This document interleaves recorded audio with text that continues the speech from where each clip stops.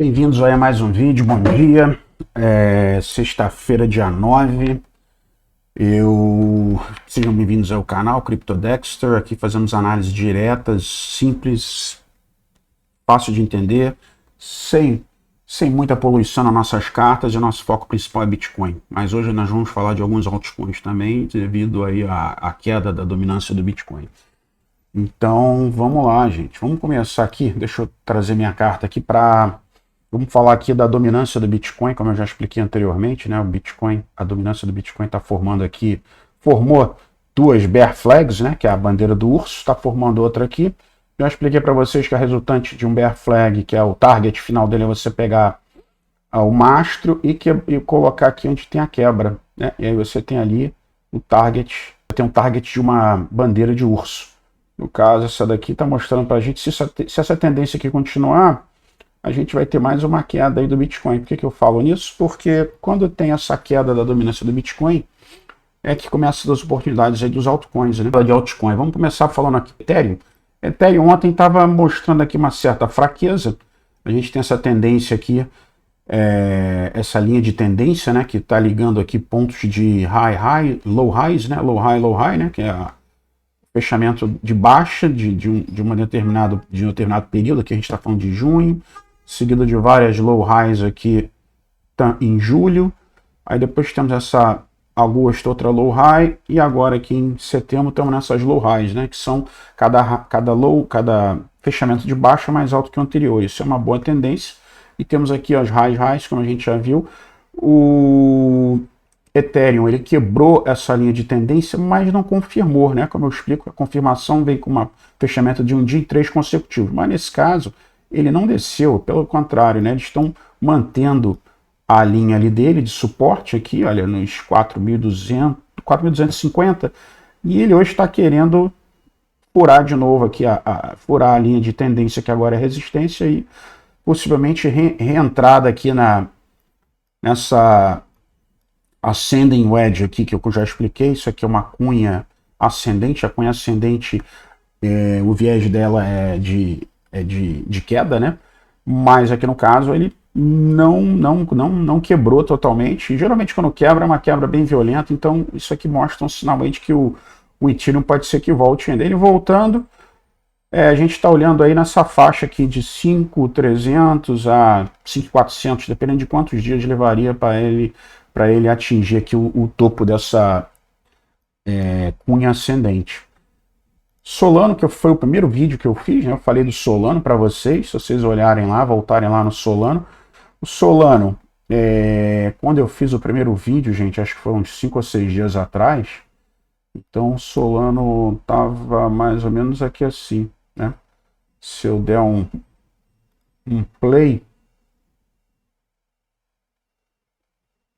o Solano estava mais ou menos aqui, né? Quando eu fiz o meu primeiro vídeo, a gente falou sobre o potencial dele. Ele também está numa cunha ascendente, como eu acabei de explicar lá no Ethereum, né? O ETH, o Ether, que tem um viés de queda, porém ele está mostrando aqui uma promissora tendência aqui de neutro para alta. Botamos o nosso play, tá lá. Ele já está querendo furar aqui, ele está querendo furar essa linha de resistência aqui, a parte superior da cunha, né? Tivemos aqui highs, né? Ó, e ele está tentando furar. Ele já tentou furar uma vez, 2, 3, 4, 5, 6, 7ª vez que ele vai tentar furar aqui essa parte superior da cunha ascendente. Então, assim, a experiência que a gente tem no mercado, né, com análise de cartas, é quanto mais insistência você vai ter ali num certo nível, maior começa a ser a probabilidade dele furar aquilo ali. A parte de baixo aqui da cunha tem as low highs, né? Então, assim, claramente aqui a gente vê uma tendência de alta dele. Falei também, caso a coisa se despencasse, isso aqui vai ser uma área de compra e seria a área de forte resistência não, mas suporte para ele, né? Entre 98 a mais ou menos aí 124. Caso ele venha a reverter esse trend dele, essa tendência, a primeira parada dele seria 126, a segunda parada é 99. Mas, ao que parece, eu botei aqui inclusive um alarme, ele confirmando acima dessa cunha ascendente, eu provavelmente vou comprar algum aqui para fazer um trade. Inicialmente a resistência dele vai ser de 264. Falei dessa resistência aqui de 300, ele pode chegar até 300, que é essa linha de tendência aqui. A gente está ligando a alta de novembro de 21 com a alta de janeiro de 25. E aí a gente pode fazer isso aqui, gente. Ele vai ter que passar, pelo menos aqui, o top, né? O top dele foi 295. Então esse é um potencial que a gente tem aqui, caso haja combustível aqui para o Solano continuar subindo, bater aqui 264, ficar de olho. Se ele for recusado, né, uma área de venda aqui já com bom lucro. Eu mostrei em outro vídeo. Deixa eu ver se eu guardei aqui. Não guardei. Vamos colocar aqui, vamos ver aqui o lucro mais ou menos de quanto que seria aqui para a gente. Price range, preço. Ele quebrando aqui indo até a primeira resistência, a gente está falando em 19%. Se ele continuar até ali a linha do último high, ó, 33%. Né? É um bom lucro. Comentei também rapidamente que duas coisas positivas que tem aqui. Então, temos duas formações de tendência para cima contra uma formação de tendência para baixo, que é a cunha ascendente. Estamos aqui com Inverted Head and Shoulders, que eu já expliquei para vocês, ombro, cabeça e ombro invertido de cabeça para baixo, então isso aqui é bullish. E além disso, eu ontem visualizei uma outra formação aqui interessante, que também é de tendência de quebra para cima. É um grande W aqui, olha, eu já falei do W para vocês aqui, ó. Ele está formando um Wzão bonito aqui, onde a perna direita está mais alta que a perna esquerda, a quebra do W é parecida com a do Head and Shoulders aqui. Ou seja, a gente vai ter mais ou menos aqui uma resultante parecida. Caindo, o target dele está bem próximo também lá da última alta de 295. Então é isso aí. Vamos lá para o AVAX, que é outra altcoin que está com uma promessa boa aí de subida. Eu cobri ela, o AVAX, que é do projeto Avalanche, também está com Head and Shoulders, que eu mostrei para vocês, tá? A quebra inicial desse Head and Shoulders, uma hora que ele quebrar o neckline, que é a linha do pescoço, a gente está falando inicialmente aqui de $37. Deixa eu tirar esse Head and Shoulders. Temos aqui a linha do neckline, né? Que é uma linha de resistência que o AVAX tem que quebrar primeiro. Seguindo aqui, a gente tem... Opa! Estou usando um mouse novo aqui, gente. Fiquei tanto tempo sem usar o mouse que eu estou até desacostumado. Aqui a gente tem uma cunha com topo reto, né? É uma formação com tendência de subida. Então ele tem que quebrar aqui, ele quebrando isso aqui. Shoulders, ele tem uma possibilidade de subir aqui até uns 37.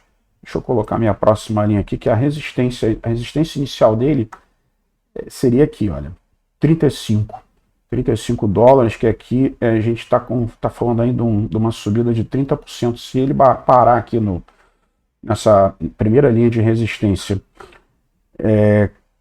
caso ele consiga romper essa linha, tenha movimento aqui, né, tenha combustível suficiente aqui de compra e venda, o top que o AVAX pode atingir isso aqui, ó, $55, gente. Falando aqui de 107%. É claro que isso não vai acontecer nem agora, nem amanhã, mas é algo possível, vai depender do mercado, de como é que o mercado vai se comportar. Outro coin que, se sair da inércia, também promete uma boa subida é o Ripple. O Ripple, gente, ele está aqui, olha, temos essa tendência de baixa dele, low highs, né? Low highs, mas ele, isso aqui foi ontem, né?